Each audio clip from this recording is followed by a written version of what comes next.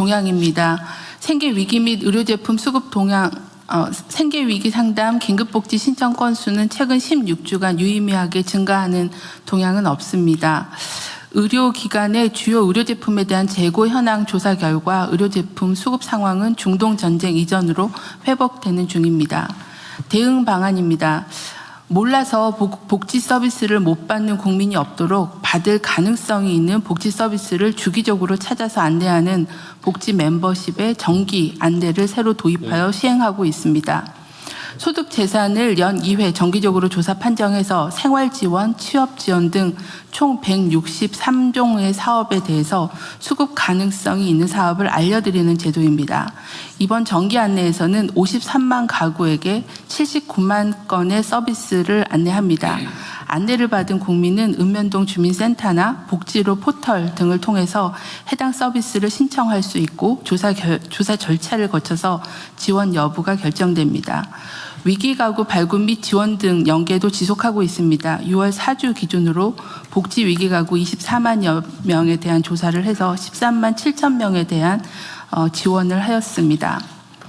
일자리 전담반 등 관계부처 회의를 통해 청년 일자리 보완 과제 그리고 업종별 고용 동향 및 대응 방향을 점검하고 있습니다. 이를 토대로 청년 일자리 회복 방안 등 부문별 대응 방안을 순차적으로 추진하겠습니다.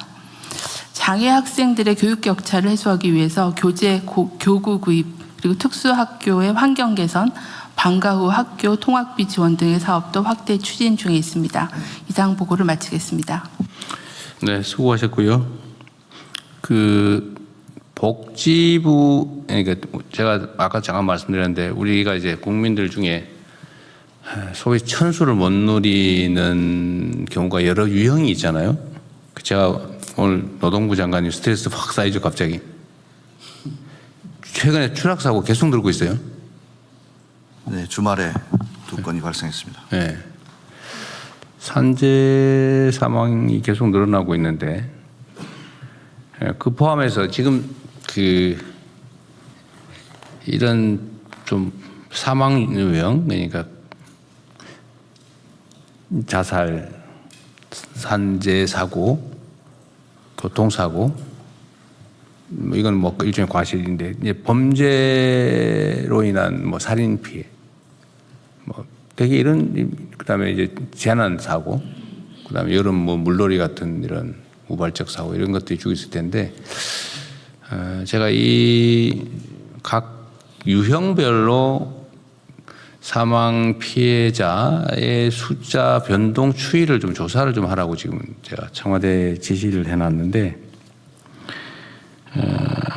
일단 경찰청 혹시 나오셨어요? 예. 요새 교통사고 사망자 추이는 좀 어때요? 교통사고 24년에서 25년도에 조금 늘었는데요. 금년도에는 작년에 비해서 조금 감소 추세입니다. 그게 그냥 맡겨놓고 통계만 내는 게 아니라 줄이기 위한 노력은 끊임없이 하겠죠? 예, 구단위 하고 있습니다.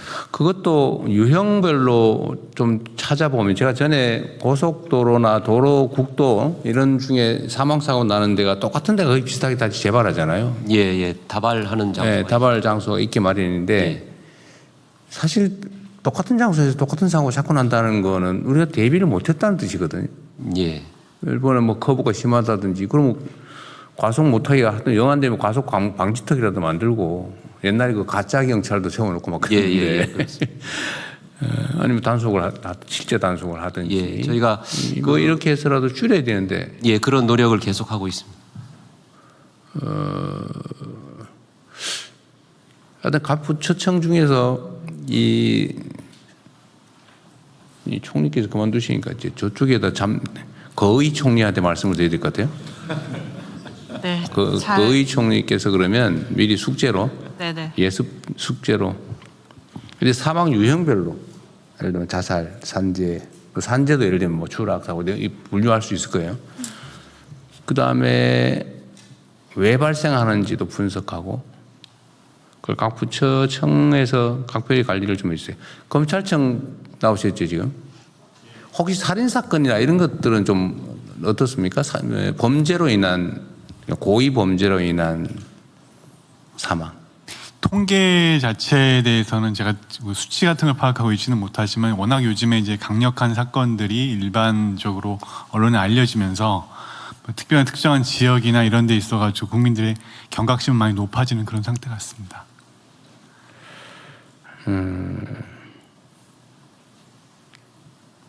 사실은 이제 예를 들면 고독사나 이런 것도 그 방치된 그 사망 있잖아요. 예를 들면 뭐 며칠 있다가 발견이 됐다 뭐 그런 거 복지부 장관님. 그런 그 유형들도 혹시 요즘 뭐 좀 보도나는 건 좀 없던데 실제로는 좀 어떤가 싶은데. 고독사 통계가 25년에는 한 3,900명, 4,000명이 좀 안 되게 보고는 되고 있습니다. 네, 그 사망했는데 방치돼 있는 네, 혼자 있다 사망하는 사망했으니까. 경우입니다. 네, 방치 사례도 일부 있지만 혼자 있다 사망하면 시간이 문제 어쨌든 잠시라도 방치되는 거죠. 네, 그럴 수 있습니다. 그런 사례들도 어쨌든 뭐 그거는 이게 편수를 못 늘리는 건 아닌데. 네. 하여튼 그런 것도 한번 검토를 해보고 어쨌든 사망자를 좀 줄이기 위한 자살은 어쨌든 잘 관리해서 어쨌든 많이 줄이긴 했는데요. 산재도 좀 줄이긴 했죠. 오늘이 6월 30일 올해 반기 마지막 날인데 뭐 특별한 대형 사고가 없다면 퍼센테이지로 두 자릿수 이상의 감소폭은 계속 유지되고 있습니다. 어쨌든 뭐 노동부 장관께서 애를 많이 쓰셔가지고 뭐 줄은 건 사실인데 줄었는 중에서도 왜 덜 줄었냐냐 이 말이거든요. 대통령 말씀처럼 잘못했다는 뜻은 아닙니다. 잘하셨어요. 더 열심히 하겠습니다. 대통령님 그 뭐 짧지만 2주 동안 이제 그 네. 관련 부처 이야기들을 들으면서 든 생각은 이제 자살 관련돼서 저희가 굉장히 오랫동안 잘 대책을 만들고 또 여러 부처들이 협업을 해서 이 원인을 분석하는 걸 좀 굉장히 전 잘했다고 생각합니다. 물론 청소년이나 청년 부분들은 더 봐야 되는데요.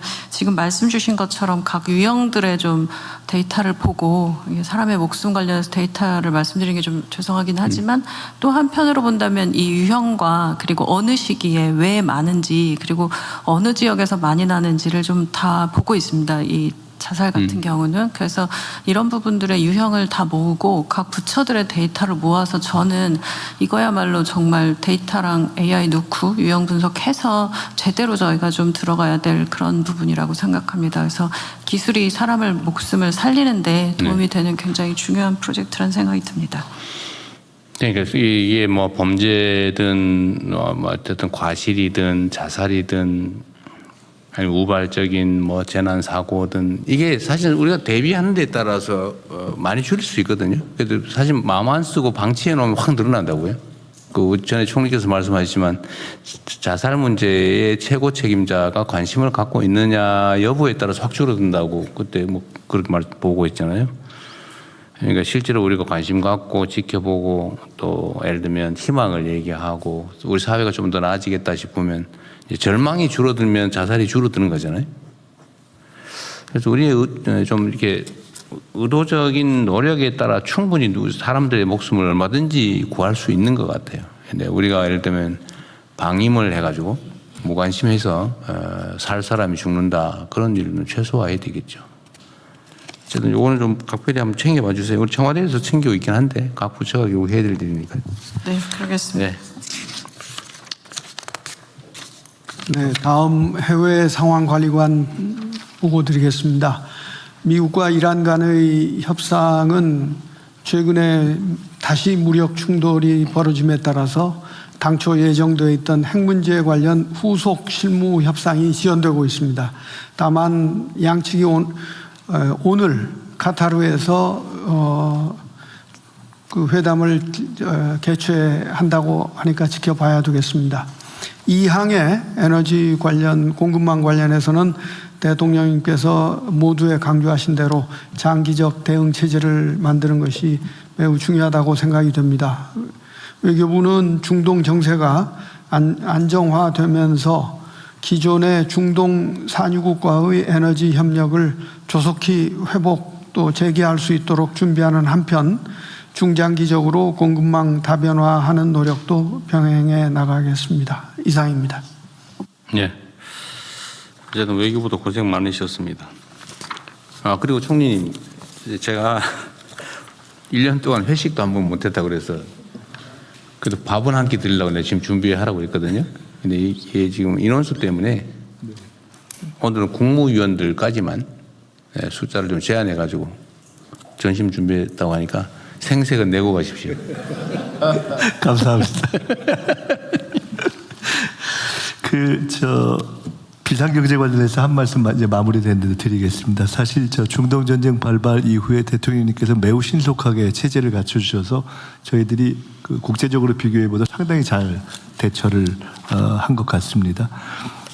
최고 가격제, 매점 매석 금지, 공급망 다변화, 전쟁 추경 편성, 피해 지원금 다 저희들이 다방면적으로 대처가 잘 된 것 같습니다. 또 그런 점에서 국민 여러분들께서도 협조해 주셔서 대단히 감사드리고요.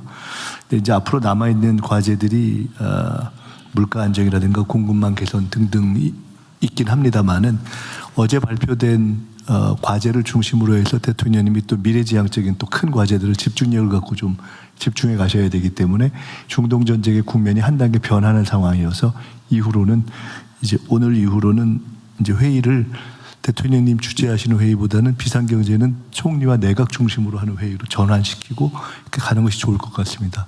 네, 그렇게 그래도 될 것 같아요. 네, 그렇게 하는 것이 좋을 것 같다는 말씀을 드립니다.